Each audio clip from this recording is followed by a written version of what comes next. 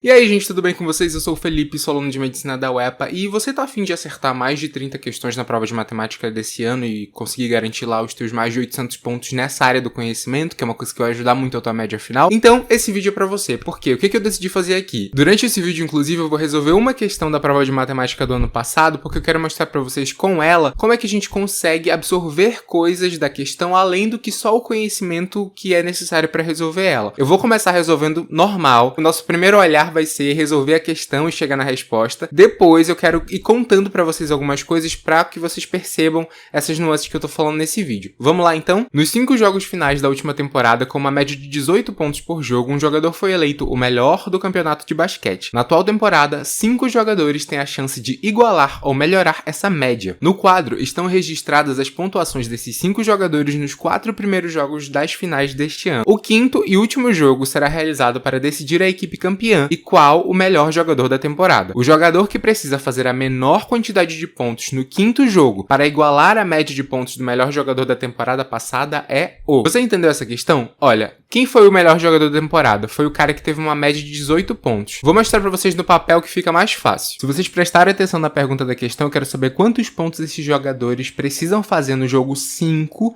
para que a média deles se iguale à média do melhor jogador, que foi 18.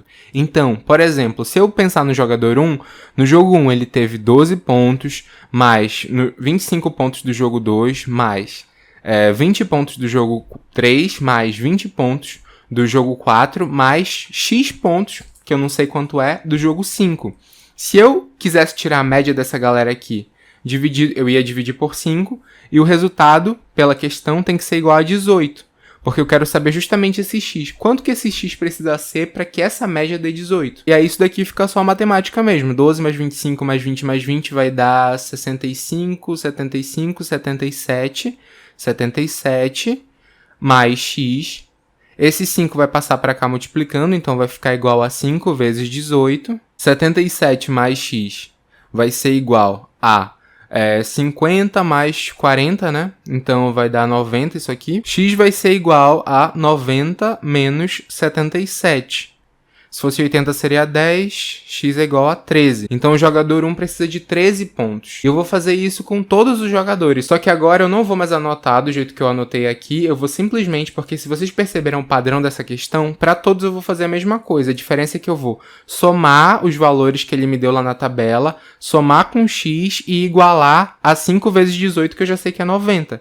Então vamos lá. Então minha resposta é o jogador 1. E é isso, gente. Essa questão dá para resolver até rapidamente lá na hora da prova. Mas agora vamos ampliar mais um pouco o nosso olhar sobre essa visão? Digamos que você não entendeu essa resolução, que você não sabe fazer isso aqui. Percebe que isso é importante? Porque a partir de uma questão que você errou, você consegue identificar pontos que você não sabe, pontos fracos. Ele pode ser um ponto fraco óbvio, como por exemplo, não sei calcular uma média simples. Mas às vezes, esse ponto fraco ele pode não ser tão óbvio. E é aí que mora o perigo, gente. Por quê? Eu tenho certeza que muitos de vocês já estudaram muito para essa prova do Enem. Vocês já estudaram matemática de trás para frente, frente para trás várias vezes. E vocês têm muitos conceitos já na cabeça de vocês. Mas o que mata na hora da prova? É essa dificuldade de desenvolver raciocínios um pouco diferentes com os conteúdos que vocês têm. E aí, como é que a gente usa a questão para entender isso? Olha, tem várias formas. Uma forma bem interessante é, por exemplo, eu acabei de te mostrar uma questão. Lá no começo, antes de eu resolver, você pode ter pensado se você sabia ou não fazer.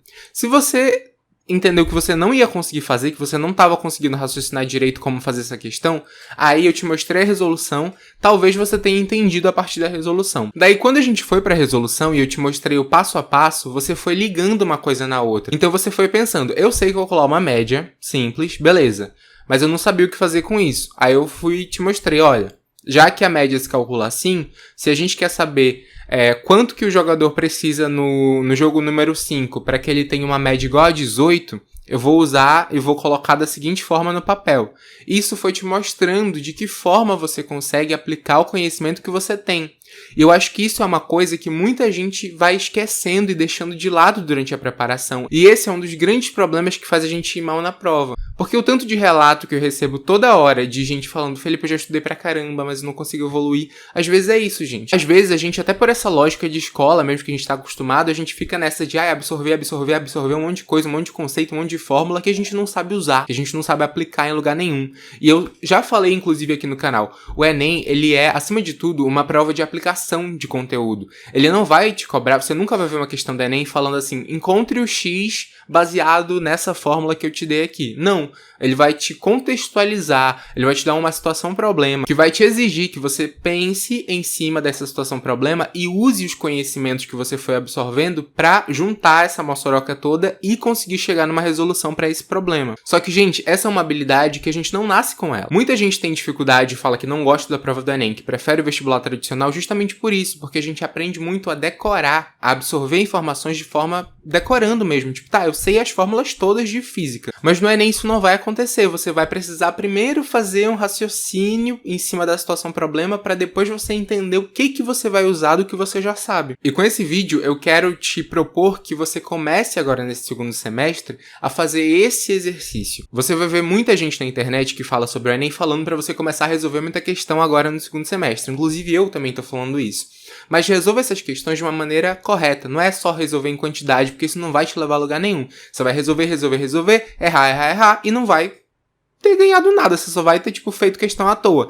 Então, pega uma questão para resolver. Beleza, olha, eu não sei esse raciocínio, mas eu sei esse conteúdo. Eu já estudei isso daqui antes. Eu só não tô sabendo usar. Dá uma olhada na resolução. As questões do Enem, principalmente, e de matemática, principalmente, é muito difícil que você não ache a resolução até em vídeo no YouTube.